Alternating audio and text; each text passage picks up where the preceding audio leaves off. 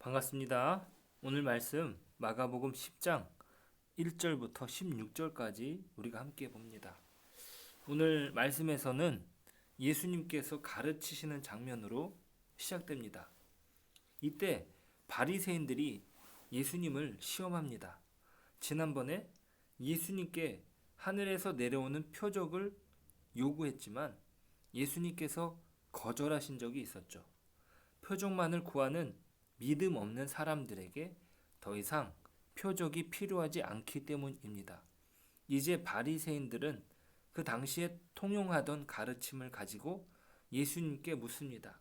그 의도는 예수님을 함정에 빠뜨려 대중들이 보는 가운데서 망신을 주려는 속셈이죠.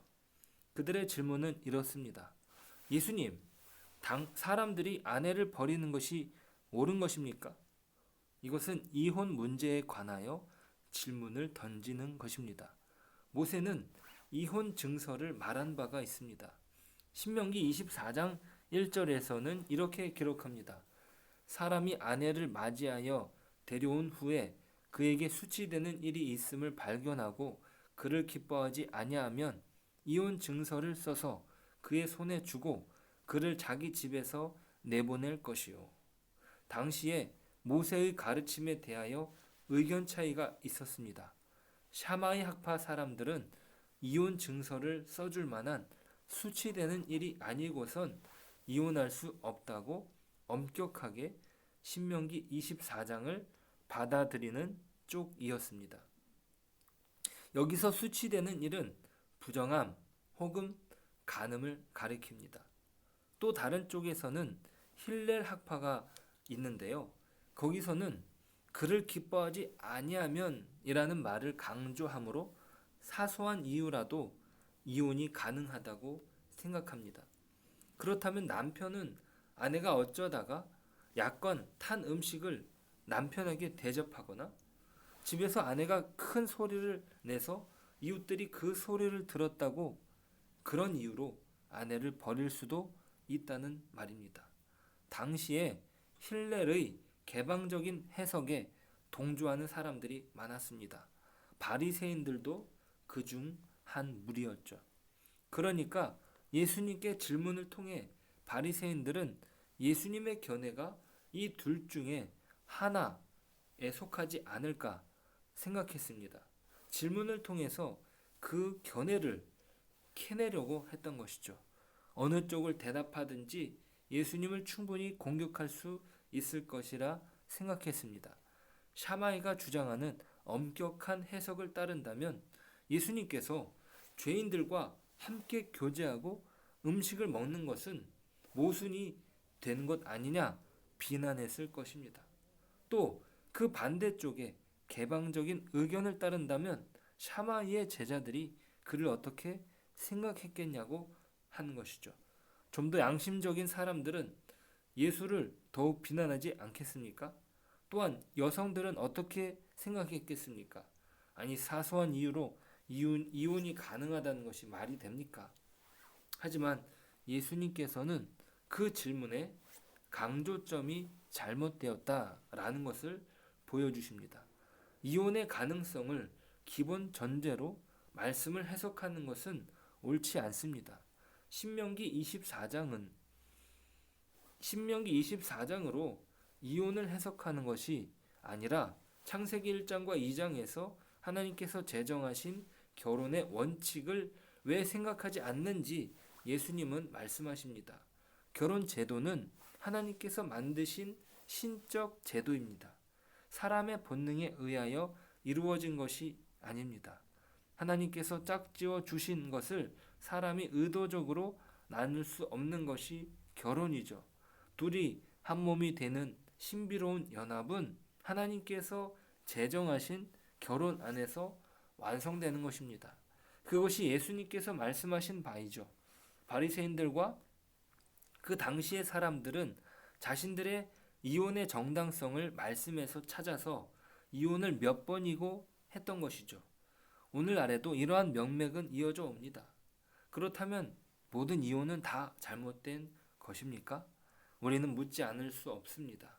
예수님께 질문을 던진 바리새인들도 동일한 의문을 던집니다. 마태복음 19장에서는 오늘 본문에서 다룬 것을 다루면서 바리새인의 질문을 적고 있습니다. 여짜오되 그러면 어찌하여 모세는 이혼 증서를 주어서 버리라 명하였나이까? 여기서 율법의 강조점은 무엇인지 우리는 짚고 넘어갈 필요가 있습니다. 율법은요, 사람을 보호하는 역할을 합니다. 그것이 하나님께서 원하신 것이에요. 단순히 율법은 지키는 것에 그 목적이 있지 않습니다. 물론 그 율법을 지키는 것을 통해서 우리가 보호를 받습니다. 그러니까 율법이 목적하는 것은 우리를 보호하는 것이에요. 우리를 지켜주는 것이에요. 모든 악함으로부터, 모든 더러운 것으로부터 우리를 지켜주는 것이죠. 그 강조점, 예수님은 사람을 중시 여겼고 율법 학자들은 율법만을 중시 여겼습니다. 그 사이에서 갈등이 계속된 것입니다. 율법이 진정 원하는 것은 무엇입니까? 그것은 예수님이 말씀하시는 것처럼 사람을 살리는 것입니다. 안식일이 사람을 위하여 있는 것이지 안식일을 위하여 사람이 존재하는 것이 아닌 것처럼 말이죠. 모세가 그렇게 이혼 규정을 정한 것은 모세는 자신의 모든 능력을 동원하여 이혼을 저지하기 위하여 최선을 다한 것입니다. 모세가 양보했던 것은 다만 사람들의 마음이 곧고 완악하고 야비했기 때문이죠. 그것은 여성을 위하여 만들어진 자비로운 양보였습니다. 왜냐하면 이런 규례가 없다면 악한 남자가 여자에게 이제는 결혼한 여자가 아니라는 것을 증명할 것도 주지 않고 버릴 수도 있기 때문이죠. 그러면 이 여인은 그야말로 궁지에 몰리는 것입니다. 다른 남자에게 갈 수 있는 길이 완전히 막히는 것이죠. 어쩔 수 없는 차선책이었던 것입니다. 여성을 지키기 위한 마지막 절차였습니다. 그런데 사람들은 이것을 악용합니다. 모세를 통해 기록된 율법이라고 하여서 하나님께서 세상을 창조하시며 제정하신 결혼보다 더 큰 관심을 쏟는 것입니다. 왜입니까?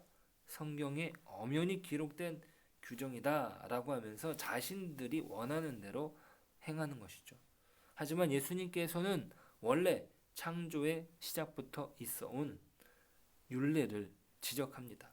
하나님께서 남자와 여자를 창조하셨고 그 둘이 서로를 위하여 지으심을 받았다는 것과 한 남자와 한 여자가 하나가 되는 분명한 목적이 있었던 것입니다. 하지만 이혼하기를 소원하는 자들은 이 사실을 무시합니다. 이것은 그 당시의 주류의 생각이었습니다. 그러니 제자들은 집으로 가서도 다시 재차 묻기도 합니다. 그들의 생각에도 이혼의 정당성은 모세 율법을 기반으로 하기 때문이죠.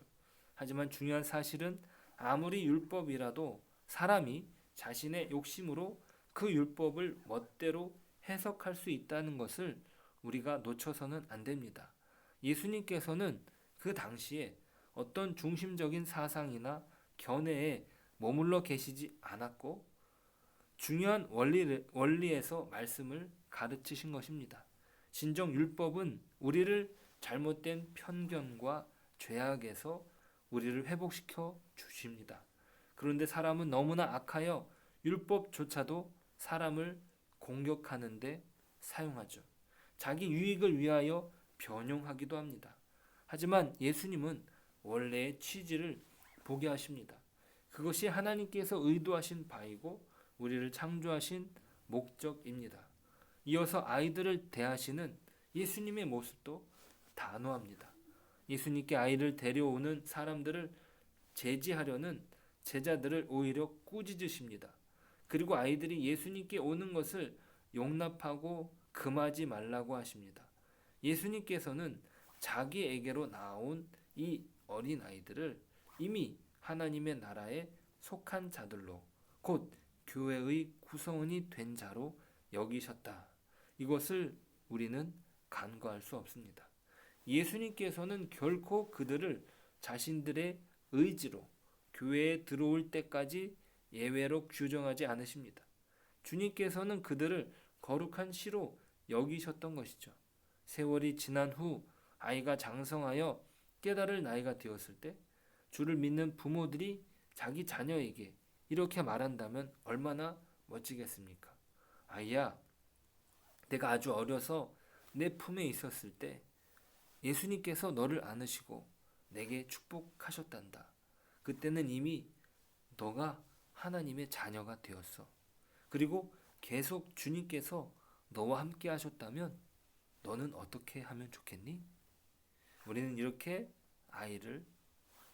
아이에게 믿음을 말할 수 있습니다.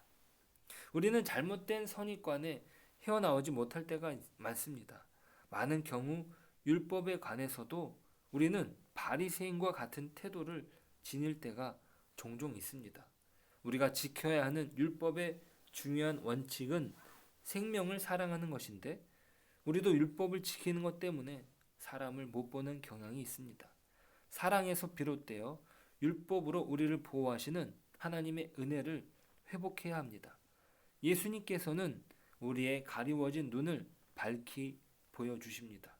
우리가 스스로 그 눈을 뜰 수 없기에 때로는 우리를 엄격하게 다루시거나 꾸짖기도 하십니다. 어린 아이를 대하는 제자들을 향하여 꾸짖으신 것처럼 말이죠. 어린 아이가 하나님 나라의 주인이라는 사실은 그 당시로선 충격적이었고 우리에게도 낯선 내용입니다.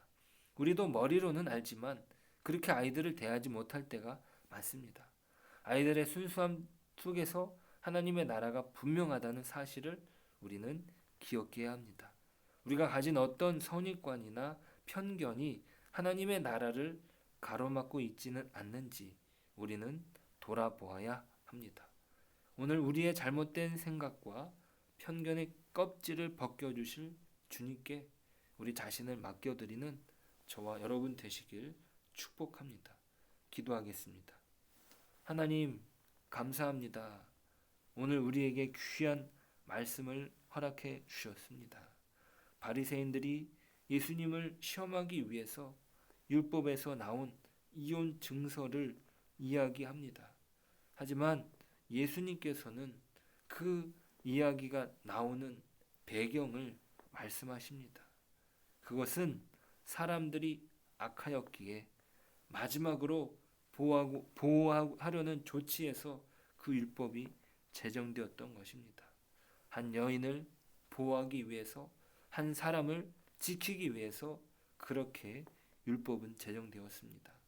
하나님, 그런데 바리새인은 그것을 보지 못하고 율법을 지키는 것 그 자체를 너무나 소중히 여긴 나머지 사람보다 율법을 더 중시 여겼습니다. 하지만 우리 하나님께서는 말씀이 육신이 되어서 우리를 사랑하셨고 우리가 너무나 소중하다는 사실을 알려주십니다. 하나님, 우리 안에 바리새인과 같은 어리석음이 없는지, 하나님, 우리 안에 다른 것을 율법을 지키다가 사람을 다치게 하지는 않았는지 우리가 돌아볼 수 있도록 도와주십시오.